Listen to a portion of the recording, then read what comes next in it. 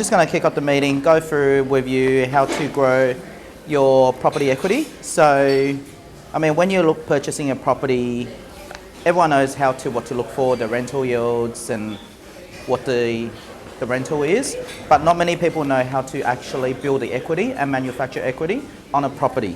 So there's different ways you can actually do this, and I work with what I call a 80-20 rule. So what that means is 80% bank funded and 20% is your own money. Now how that works, and the reason why I specifically work with that is to avoid a mortgage insurance. You can buy the property, as long as you got the 20% equity, the rest you can fund it with the bank. So just to give an example, there's different ways you can do this. Obviously, one of the other things you do need to cover on top is, of course, that 20% does include stamp duties and other solicitor conveyancing costs and all that. So you need to make sure and work out to fund that on top yourself as well. So when you're looking at the 1821, the number way of manufacturing equity fast is what I call, and what most people do, it's called a buy and hold. So what happens is when you buy your first property, you tend to hold it for 6 to 12 months. And what I'll encourage people is every 6 to 12 months, the property fluctuates and you might be surprised how much money you have in that property and how much has gone up. So you get a reevaluation done, get a property valuer, or go to your mortgage broker and just ask for a valuation done. Doesn't cost you anything. And once you get that property revalued, let's say I'm going to work with a property that's 500,000 is investment property. So in 12 months later, it's gone up to 600,000, for example, and you've got a difference of 100,000, right? So that's $100,000 of extra equity you gain on the property itself that you now be able to refinance. So if you finance that, 80% of that is 80%, and you can use that 80,000 towards your next purchase. So if you're going to buy and hold a property, you can actually repeat that process from property one. Now you can buy the second one, using that money, repeat the same process and go on to the third and fourth one, using the same formula. Now the good thing about this is, once you have your second property, then you can build onto your third and fourth. It's not just one property that's grown in value, it's your entire portfolio that's gone up in value. So your equity actually doubles, triples and quadruples. So it actually makes it easier for you to purchase the next property. Because when you go to a mortgage broker, you just say, I want to refinance, have a look at the entire portfolios and to see how much work and structure in a way that works. So that's number way of building your equity. But the most important thing when you're doing that, your first investment property is the most crucial.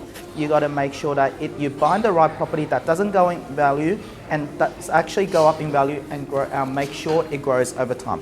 That's why I implemented a 21-point checklist to make sure it grows, manufactures equity, allow you to go on to the next one. Now, the second way you can manufacture equity is by putting a granny flat on it. So you can buy a house, and you can put a granny flat straight away on the back. That's also going to increase the yields as well. So typically in Sydney at the moment, I mean, you're looking at probably 3%. If you buy a house with enough land, normally it's 450 squares or more, you can put a granny flat down the back, probably cost you 200,000. That's going to generate the extra income. At the same time, you can go to the bank and have the property revalued with the extra income that's in there you're getting, and also what the property is actually worth. So now that way you actually created extra income and also extra equity that allows you to purchase your next property. This will be a longer process, probably take about 12 months to do, because you do obviously need to go through private certify or council to get the granny flat approved and built as well. So that's the second way how you can do it. Now a third way you can do it is you buy a house with a larger block, get a DA council approval, you subdivide the block. So what would happen in that case is the back of the block's actually getting subdivided. Once subdivided, it's approved, you can actually sell that block off, and that will give you the extra equity that you needed to move on to the next one. And that also gives you, hopefully, your positive gearing the front of your property as well. So now a fourth way of doing it is my specialty. You buy a rundown property and you do your renovation. So what happens is that if you're buying a property, a deceased estate or whatever, great location, it's got potential to grow value. Then you have to look at, right, the property is going to be worth, what the surrounding houses are selling for. Can I renovate this property to that standard, put a pool in the back or whatever it is, and then to create that extra equity and value, get the bank to revalue it at the end, and that's how you create extra equity. So to give an example, I've seen property down at Clovelly that's done about 2 months ago. They bought it for 2.5, and all he did was put a second story up, put a pool at the back. That just sold, I think, last month for 4.6. So let's say if he spent 2.57 at the stamp duty, about $1 million, cover all that, 3.6 all up, finishing the property, he's made $1 million in profit within a 12-month period. So you can do it two ways. You can sell it, cash out the equity, move on to the next project, or the other way you can do it is get the bank to revalue the property. They're going to look at the surrounding prices, and that's how you generate instant growth and manufacture equity. So these are the different ways that you can do it in a nutshell, where you can just go from one property to next to the other, depending on your risk appetite and how much money you have and the strategy that you're going to implement.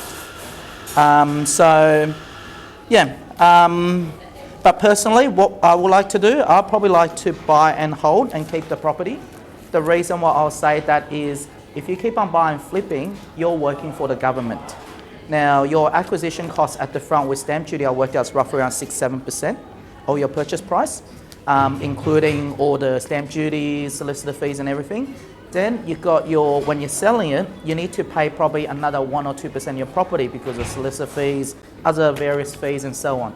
Now, the biggest killer is going to be capital gains, where you're going to pay to the government. So even you are getting a discounted capital gains of 50%, let's say, a large chunk of it is going to the government. So basically 25, 30. So if you do it in the short term, probably 30% of what you're earning is actually going to the government after 1 year or bit. So really, the loser is going to be you and the winner is going to be the government. So that's how I see it. I do like to hold a property portfolio and just keep on growing. And it does show that over a 10-year period, most probably tends to double. So if you're going from the 70s and to now, and I have a chart as well, then you go through, most of probably have doubled every 10 years, if not more. That's pretty much, okay, yeah. So now I just want to go through with you the 20 points checklist for capital growth quickly. So these are the things I look at, and if any questions, you can let me know later on as well. I'm happy to send it to you. So I look at the median price list of the suburb for the last 12 months to give me an idea what's worth. Days on the market trend for the last 12 months, it's an indication of how hot the market is. The average capital growth rate over the last 12 months, they'll give you an indication where the property sits at. Vacancy rate trend for the last 12 months, that will give you an idea. Obviously, as an investor, you're going to look at the vacancy rates. If it's high, then you're going to have issues. The median asking price of the rental trends for the last 12 months, rental yields for the suburbs, demographics of people living in the suburbs, very important as well, and the percentage of owner versus a rental in the suburb as well. So you want more owner occupiers in the market as well rather than renters, that lift the prices up, and also more demand as well. Average household income is important as well, looking at how much the people earn in the suburb and what they're willing to pay for the rental or the actual house itself. Streets in the suburb to be avoided. You don't want to buy any house next to a housing commission estate. What are the sought after streets and pockets in the suburb? Are there any developments happening in the suburb itself that's going to boost the value of your property? What's the council doing in the suburb? What they invest in the current projects? Suburb amenities, is there large shopping centres, schools, and so on. Projects are being proposed, approved, commenced, completed within the suburb itself.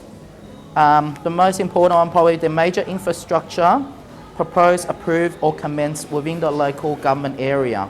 So that's going to determine what the surrounding suburb price is going to be, what your suburb price is going to be as well. Online listing demand searches over the last 12 months, that tells you how hot the property is within that suburb. I also use what you call a convenience walk score for the suburb, how easy it is for you to catch transport, walking to local shops and all that, because that's the things that you're after as well, as someone that's buying, whether it's renting or investing. and also anything that might actually affect the particular property growth. Bushfire, flood, next door development, you don't want to buy a house next to it, there's something else that goes up. Current population growth and so on, and also employment diversity, white collar and blue collar. So these are pretty much the things I'll go through. Yeah, and I'm about to launch a one-time subscription as well. It's basically what I call a property of financial planning that goes through all the data, all information, and it allows you for me to work your property goals for the next 30 years. So that's to be launched shortly, just finalising everything as well. So yeah, pretty much my wrap for the day. Thank you.